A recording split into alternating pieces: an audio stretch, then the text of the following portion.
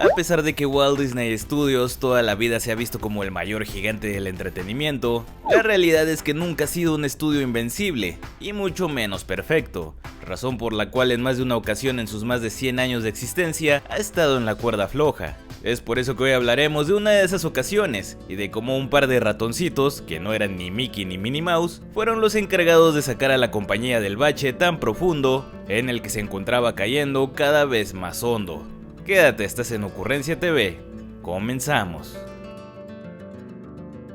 Pese a que Walter Elias Disney se dedicó mayormente a la producción de sus películas luego del éxito obtenido con Blancanieves, Walt también solía fungir como supervisor creativo, aconsejando y tomando decisiones definitivas sobre la visión de sus filmes. Debido a esto, tras su fallecimiento en diciembre de 1966, el estudio quedaría vulnerable, sobre todo en la parte creativa, puesto que no solo habían perdido a su fundador, sino a una persona que en verdad se involucraba en el proceso creativo, diciendo qué historias contar, cómo contarlas y cómo debían verse, cosas en las que su hermano Roy Oliver Disney jamás se había involucrado. Por lo que los artistas y guionistas se habían quedado a la intemperie sin una figura creativa con tal autoridad y visión, y debido a que las decisiones de la compañía pasaron a manos de un montón de ejecutivos y accionistas, con el paso de los meses el estudio comenzó a sufrir severos cambios. Y es que para Walt, el corazón del estudio estaba en la calidad de la animación y de sus historias. Sin embargo, los ejecutivos a cargo comenzaron a dar más importancia a otras instancias, como los parques temáticos, los filmes de acción viva, la televisión y sobre todo el merchandising, dejando la producción de películas en segundo plano, sobre todo por ser demasiado costosas. Esto cuando la fama y fortuna del mismo Walt Disney se debía a ellas. Por si fuera poco, otro detalle que también afectó al estudio fue el retiro de sus animadores clásicos a mediados de los 70s, los también llamados Nine Old Men, o los 9 hombres viejos, quienes habían aprendido y trabajado directamente con el mismo Walt, y que además se habían encargado de revolucionar el campo de la animación con nuevas técnicas. Lo que por supuesto sembró la duda de si la compañía podría seguir subsistiendo sin la presencia de su fundador y sus animadores estrella. El libro de la selva, estrenada en 1967, sería la última película del estudio que había sido supervisada directamente por el mismo Walt, obteniendo un gran resultado en taquilla. Sin embargo, los filmes posteriores, Aristogatos de 1970 y sobre todo Robin Hood del 73, no obtendrían los resultados esperados. De hecho, Robin Hood habría sido criticada en su época por reutilizar las mismas animaciones de otros filmes de la compañía, para ahorrar en tiempo y costos, lo que provocó que el público comenzara a pensar que Disney se había estancado, viéndose forzado a reciclar sus propias fórmulas. Idea que perduraría durante años, hasta 1977, cuando el estudio decidió estrenar The Rescuers, también conocida en Latinoamérica como Bernardo y Bianca, basada en los cuentos de la escritora británica Marjorie Sharp. La cinta contaba la historia de 2 ratoncitos pertenecientes a una asociación de rescate, que hacían mancuerna para salvar a Penny, una pequeña niña, de las manos de una malvada mujer de nombre Madame Medusa, quien pretendía usarla para encontrar un diamante valioso. Y si bien El libro de la selva fue la última cinta supervisada directamente por Walt Disney antes de su muerte, Bernardo y Bianca sería la última película ideada por este mismo en ser estrenada, ya que a principios de los años 60 descubriría el cuento de Marjorie Sharp, y le gustó tanto que decidió llevarlo al estudio con la idea de convertirlo en película. Sin embargo, la historia original de The Rescuers, que trataba sobre un trío de ratones tratando de liberar a un poeta noruego de un castillo, contenía demasiados tintes políticos, por lo que Walt comenzó a modificarla hasta llegar a la idea de rescatar a un oso de un zoológico, pensando incluso en reciclar a Cruella de Vil, villana de 101 Dálmatas, personaje que más tarde inspiraría al de Madame Medusa. Sin embargo, tras la muerte de Walt, los realizadores a cargo tomarían la decisión de adaptar mejor en su lugar el segundo cuento de la misma serie, publicado en 1962 y titulado como Miss Bianca, lo que evolucionaría a la película que conocemos con los personajes de Penny y Madame Medusa.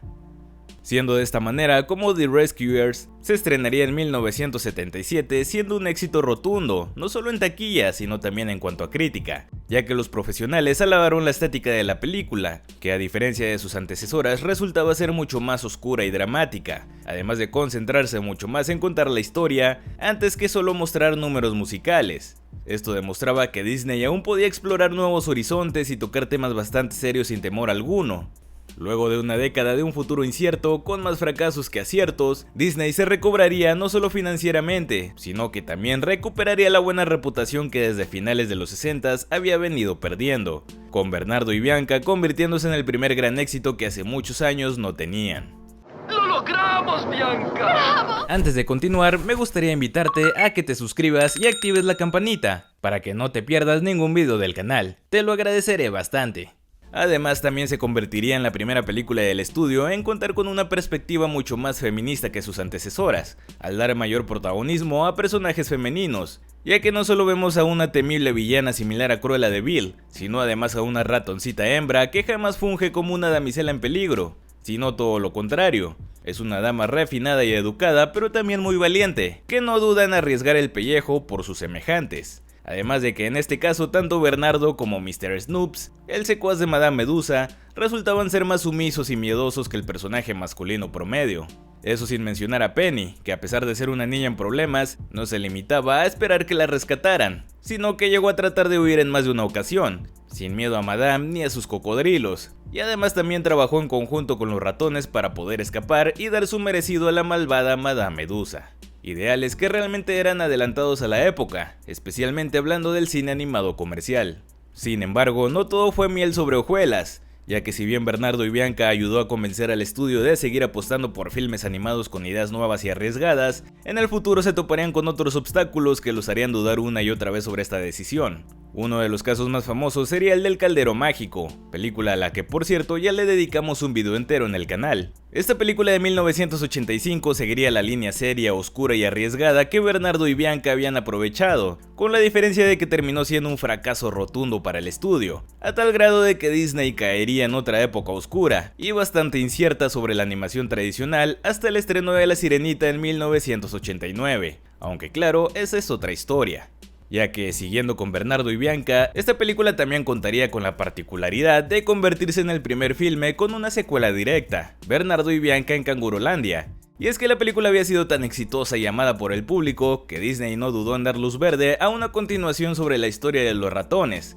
Sin embargo, como ya les anticipé, esto no saldría como esperaban. Si bien Bernardo y Bianca en Cangurolandia fue la primera película del estudio en ser animada completamente por computadora, su presupuesto resultó mucho mayor que el de la primera película, lo que significaba que debía tener un margen aún más alto en ganancias que el primer filme para ser rentable. Sin embargo, y para desgracia de Disney, sucedería todo lo contrario, y es que si bien gran parte de la crítica alabó el largometraje, esto no se vería reflejado en la taquilla, convirtiéndose en un fracaso financiero tan estrepitoso que ni siquiera logró alcanzar el margen de lo invertido, por lo que los ratoncitos que alguna vez ayudaron a sacar el estudio del hoyo, en el que se encontraba a finales de los 70s, ahora estaban contribuyendo a enterrarlos de nuevo. O al menos eso es lo que habría pasado de no deberse a otros éxitos de la época como La Sirenita y La Bella y la Bestia. Y aún con todo y esto, el tiempo le daría la razón al estudio, puesto que luego de estrenar el film en VHS, las ventas se dispararían al cielo, logrando que la película finalmente fuera rentable luego de unos años.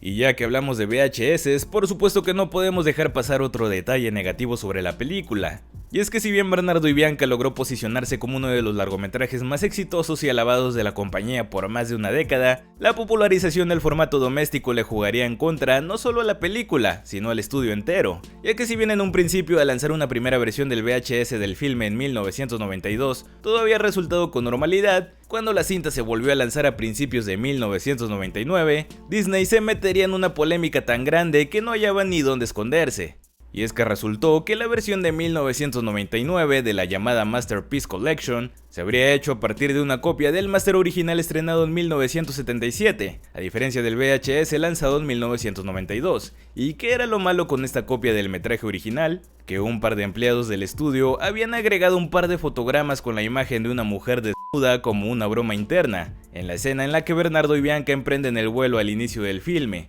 Detalle del que por supuesto ni los ejecutivos ni el público se dieron cuenta en su fecha de estreno, debido a que entonces no había manera de pausar ni de poder analizar un filme frame by frame, lo que llevó a que algún curioso con el VHS lanzado en enero de 1999 descubriera la infame imagen y lo hiciera saber al mundo entero en cuestión de días, provocando que Walt Disney Studios no solo tuviera que pedir disculpas, sino que también los obligaría a iniciar una fuerte campaña de emergencia para recuperar más de 3 millones de copias del mercado en cuestión de días. además de pedirle al público que devolvieran los cassettes que ya habían comprado, logrando deshacerse de la mayor parte de las copias con la controversial imagen, lo que haría que por muchos años se creyera que se trataba solo de un mito de internet, como los muchos que hubo a comienzos del milenio. A pesar de todo lo bueno y lo malo, Bernardo y Bianca aparecería para demostrar a los ejecutivos que las películas seguían siendo lo más importante para Walt Disney Studios, siendo la primera cinta que dio ese gran empuje para que la compañía siguiera creyendo en la importancia de los filmes animados, tanto comercial como artísticamente.